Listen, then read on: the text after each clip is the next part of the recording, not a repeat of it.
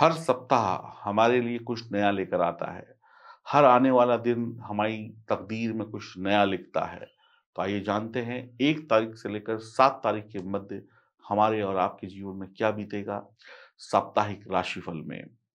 हमारी तकदीर हमारा कितना साथ देगी, हमारे आस-पास के लोग हमारा कितना साथ देंगे, हमारे परिवार की स्थिति क्या होगी, सेहत की स्थिति क्या होगी, नौकरी, व्यापार कैसा चलेगा, बच्चों की पढ़ाई कैसी चलेगी, सेहत कैसी होगी, ये सब कुछ हम जानेंगे।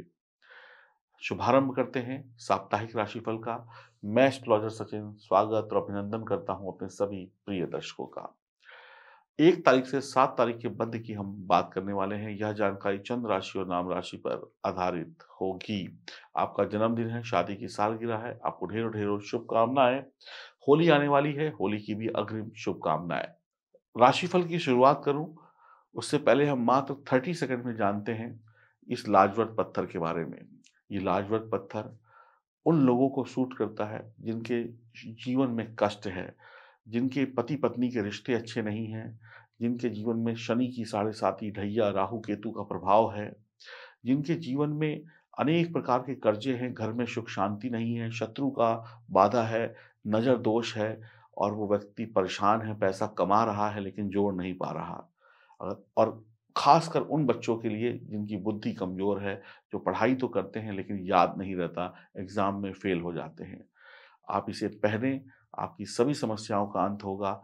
L8 इसका कोड है और इसकी कीमत है ₹1800। ये पंचधातु में मढ़ा हुआ मिलेगा लॉकेट के रूप में। अभी ऑर्डर करें।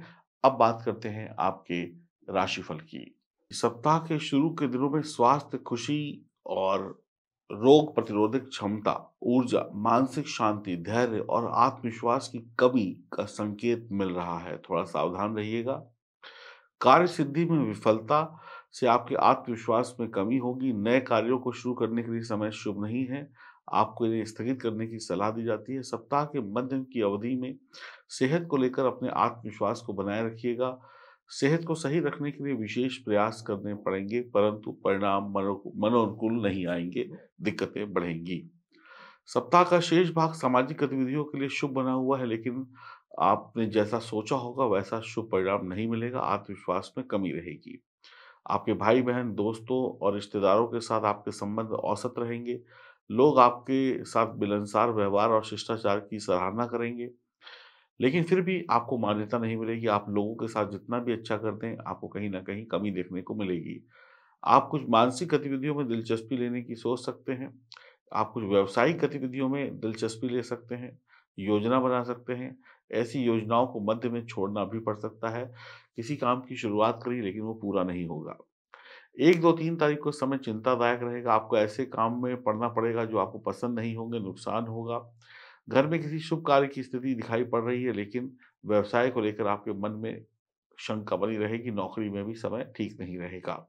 शिक्षा में भी बच्चे मन नहीं लगा पाएँगे। 4 और 5 तारीख को चंद्रमा आपको सफलता देता हुआ दिखाई पड़ रहा है।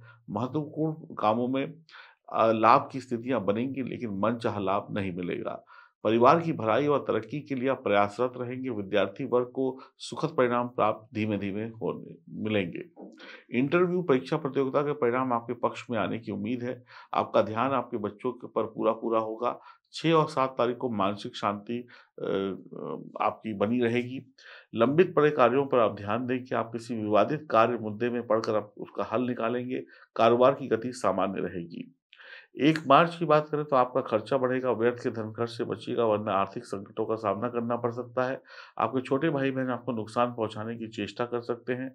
आपके जीवन साथी से संबंधों में कड़वाहट आ सकती है, स्वयं पर नियंत्रण रखें, व्यर्थ के वाद-विवाद से बचें, अन्यथा आपका जीवन प्रभावित रहेगा।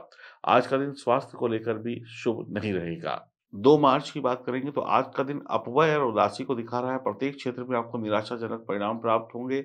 धैर्य धारण करें। समस्याओं के निदान हेतु ओम नमः शिवाय मंत्र का जाप करें। यात्रा पर सावधानी बरतें। प्रेमी प्रेम का पति-पत्नी सोच समझ कर बात करें।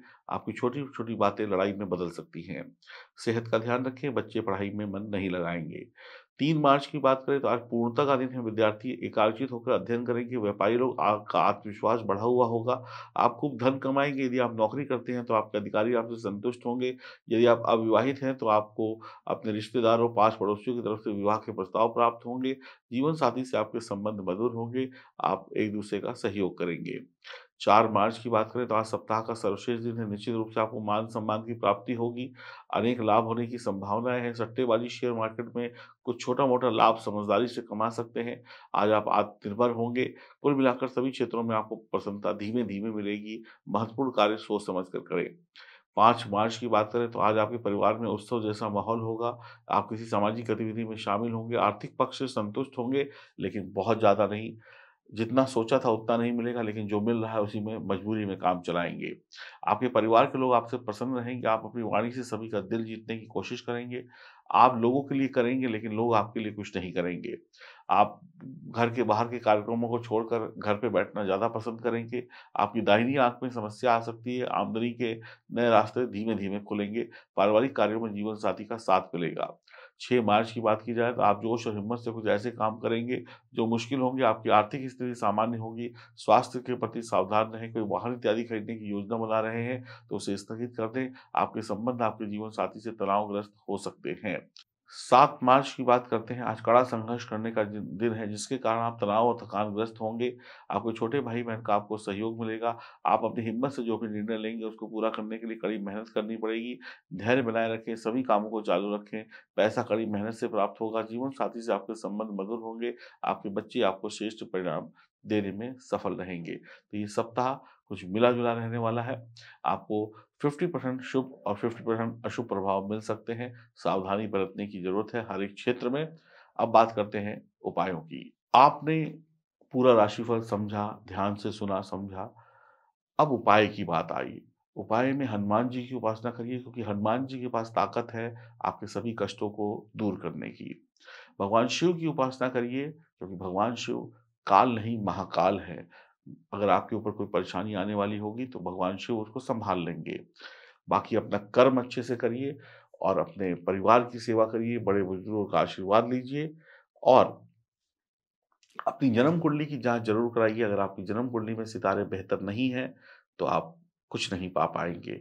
तो अपने सितारों को बेहतर करिए, अपनी जन्म कुंडली की जाँच कराइए। देखिए, एक पेन होता है, पेन।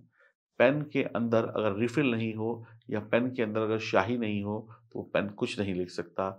वैसे ही जब आपकी जन्म कुंडली में स्याही नहीं होगी, यानी कि ग्रहों में दम नहीं होगा, तब तक आप कुछ नहीं लिख सकते, कुछ नहीं पा सकते। तो खाली पेन जेब में रख कर दिखावा करना है तो एक अलग बात है, लेकिन अगर कुछ लिखना है तो उसके अंदर स्याही भी होनी चाहिए या रिफ़िल होनी चाहिए और आपका जीवन बिना कुंडली दिखाए ऐसा है जैसे बिना स्याही का पेन।